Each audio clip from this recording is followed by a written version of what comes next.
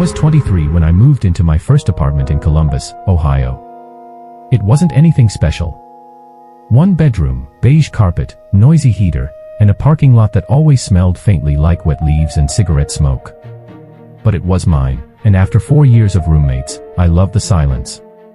At least, I did at first. The first weird thing happened on a Tuesday night in November. I had just gotten home from work, microwaved some leftover pasta, and collapsed on the couch with Netflix playing. Around 10:30, my internet cut out. Not a big deal. I unplugged the router, waited, plugged it back in. When the Wi-Fi came back, my phone showed a device connected that I didn't recognize. Samsung TV 7C. I didn't own a Samsung TV. I opened the router app and stared at it for a minute, annoyed more than scared. I figured maybe it was a neighbor somehow using my Wi-Fi. The password was the one printed on the side of the router, so I changed it to something random, kicked all devices off, and went to bed. The next night, the same device was back. That made me uneasy. I called my internet provider the next day, and the woman on the phone told me sometimes devices show up with weird names. She helped me change the network name and password again. This time I made the password ridiculously long. Nothing happened for 2 days. Then, on Friday night, I came home late from a shift at the restaurant. It was around 12:15. I remember because I sat in my car scrolling TikTok for a few minutes before going inside, trying to decompress. My apartment was on the second floor. As I walked up the stairs, I noticed something odd. The light under my door was on. I always left a lamp on in the living room, but this was different.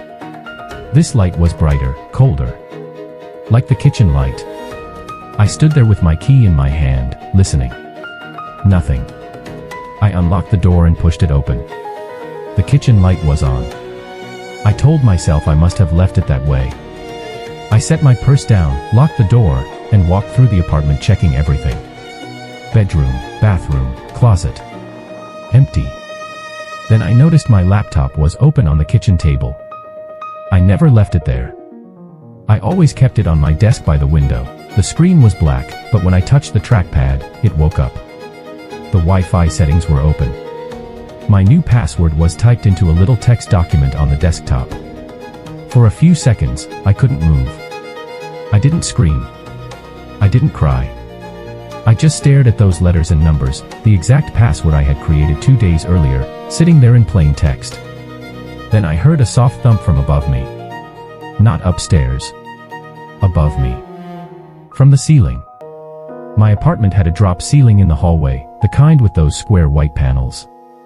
One of them was slightly shifted out of place. I grabbed my phone and ran outside without even putting shoes on. The police came, and at first I could tell they thought I was overreacting. 2 officers went inside while I waited in the parking lot shaking so badly I could barely hold my phone. About 10 minutes later, one officer came back out and told me to sit in his cruiser. That was when I knew something was really wrong. They found a small opening in the maintenance space above my hallway ceiling. It connected to the utility closet next to my unit, the one only maintenance was supposed to access. Up there, they found a folded blanket, an empty water bottle, cigarette butts, and an old Samsung tablet. Not a TV. A tablet. It had been connected to my Wi-Fi. The police said someone had probably been getting into the building through the side entrance and hiding in the ceiling space. They didn't find him that night. But the part one still think about is this: he had been inside my apartment long enough to open my laptop, find my router app login saved in my browser, and copy down my new password. I moved out 3 days later. A month after that, my old neighbor texted me. She said police had arrested a former maintenance worker from the complex after another tenant reported hearing coughing in her ceiling. I never learned his name. But every time my internet drops, even now, years later, I check the connected devices before I do anything else. When my parents left me home alone for the weekend, I was 17 and thought it was the best thing that had ever happened to me. We lived in a quiet neighborhood outside Tulsa, Oklahoma. The kind of place where everyone had a 2-car garage, a basketball hoop in the driveway, and a golden retriever that barked at Amazon deliveries. My parents were going to Dallas for my aunt's anniversary party. I had school Monday, so I convinced them I was responsible enough to stay behind. For the first night, I ordered pizza, played video games, and fell asleep on the couch around 1 a.m. Saturday night was when things changed. Across the street from us was an empty house. The owner had died the previous spring, and his kids had been trying to sell it ever since. It had one of those lockboxes on the front door for realtors, and every few weeks people would come by for a showing. That night, around 11:40, I was in the kitchen getting a soda when I saw a light turn on inside that house. Not the porch light. An upstairs bedroom light. I froze with the refrigerator door open. At first, I thought maybe a realtor was showing the house late, which made no sense. Then the light turned off. A few seconds later, another light turned on downstairs. I walked to the front window and peeked through the blinds. There was no car in the driveway. No lights outside. Just that downstairs window glowing yellow. I called my dad. He didn't answer. My mom didn't either. They were probably at the party. I told myself it wasn't my business. Maybe the owner's family was there. Maybe someone had bought the place. Then my phone buzzed. It was a text from an unknown number. "Can you see me?" I stared at it, confused and annoyed, thinking one of my friends was messing with me. I typed, "Who is this?" The reply came almost immediately. "Wave." My stomach dropped. I looked across the street. The downstairs light went off. Then the upstairs bedroom light turned on again. In the window stood a man. He was too far away for me to see his face clearly, but I could see enough. He was tall, wearing a dark hoodie, standing completely still with one hand raised. Waving.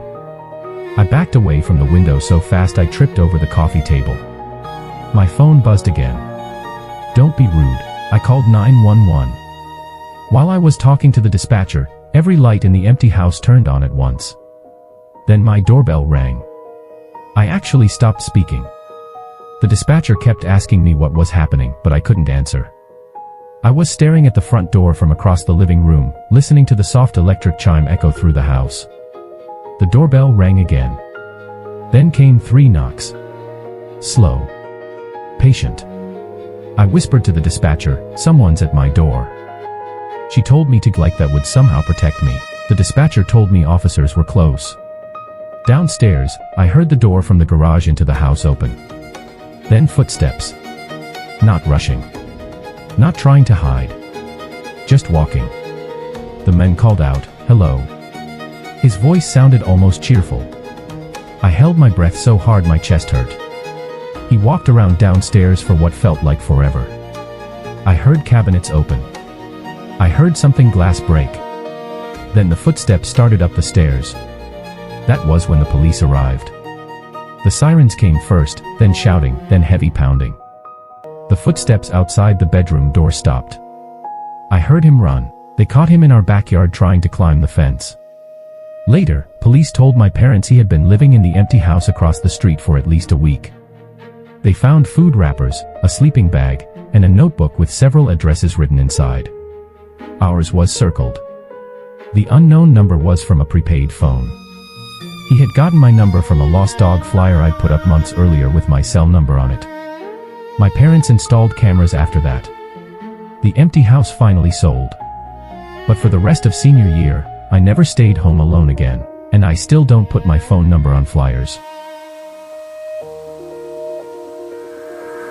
I grew up in Vermont, in an old farmhouse my grandparents had owned before my parents bought it from them.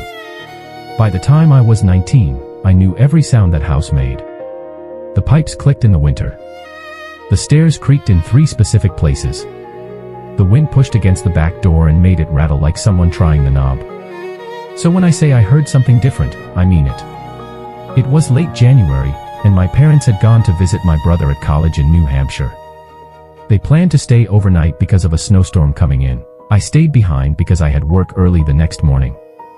Around 9 p.m. the snow started. By 11, the power flickered twice, then went out completely. That wasn't unusual. We had a generator, but I didn't feel like going outside to start it. I lit a couple candles, grabbed a flashlight, and settled in the living room under a blanket. The first noise came from the basement. A soft scrape. I muted the movie playing on my laptop. there it was again. Scrape. Pause. Scrape. Our basement was unfinished, with a dirt floor in one section and stone walls that always smelled damp. I hated going down there even during the day. But the furnace was down there, and sometimes the old metal vents made weird noises when the house cooled. I waited.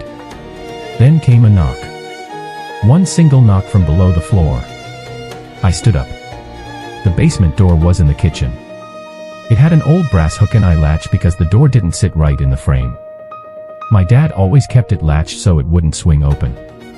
I walked into the kitchen with my flashlight. The latch was undone. The door was open about 2 inches. I knew I had closed it earlier. I knew because I had carried laundry upstairs around 7 and latched it afterward. I backed away and called my dad. No service. The storm always killed reception out there. I grabbed the biggest knife from the kitchen block and stood there feeling ridiculous, like every stupid person in a horror movie. Then I heard breathing. Not from the basement. From the mudroom behind me. I turned so fast I almost dropped the knife. There was a window in the mudroom door. Through the glass, I saw a face. A man was standing outside in the snow, inches from the door, looking in. He didn't bang on it. He didn't yell. He just watched me. I screamed, and he stepped back out of sight. For a second I thought I had imagined him. Then the doorknob turned. The mudroom door was locked, but it was old.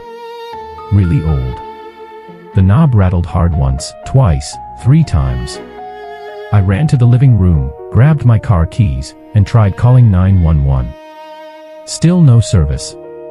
Then I remembered the landline in my parents' bedroom. I sprinted upstairs, locked the bedroom door, and picked up the phone. Dead. I looked out the window and saw footprints in the snow leading from the road to our house. Not one set. 2. One set came to the mudroom door.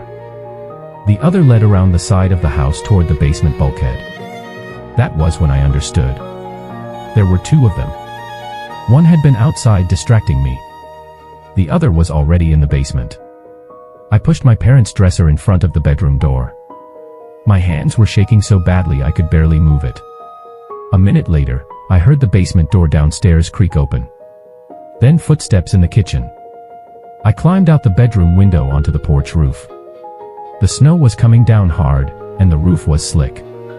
I had no coat, just a hoodie and socks. I slid more than climbed down the porch column, landed badly in the snow, and ran barefoot to the barn. My dad kept an old truck in there with a CB radio. I got inside, locked the doors, and started screaming into the radio until someone answered. A trucker on the county road heard me. He called the sheriff. The deputies arrived 20 minutes later. They found the house empty. But they found where the basement bulkhead lock had been cut. They found wet boot prints in the kitchen and mudroom. They found my parents' bedroom door damaged around the knob where someone had tried to force it open. The worst part was what they found in the basement. A backpack. Inside were zip ties, duct tape, a crowbar, and 2 printed real estate photos of our house from when it had been listed years earlier. My parents sold the farmhouse the next summer. People always ask me if I think those men knew I was alone. I don't think they knew. I think they thought the house was empty because of the storm. And somehow, that scares me even more.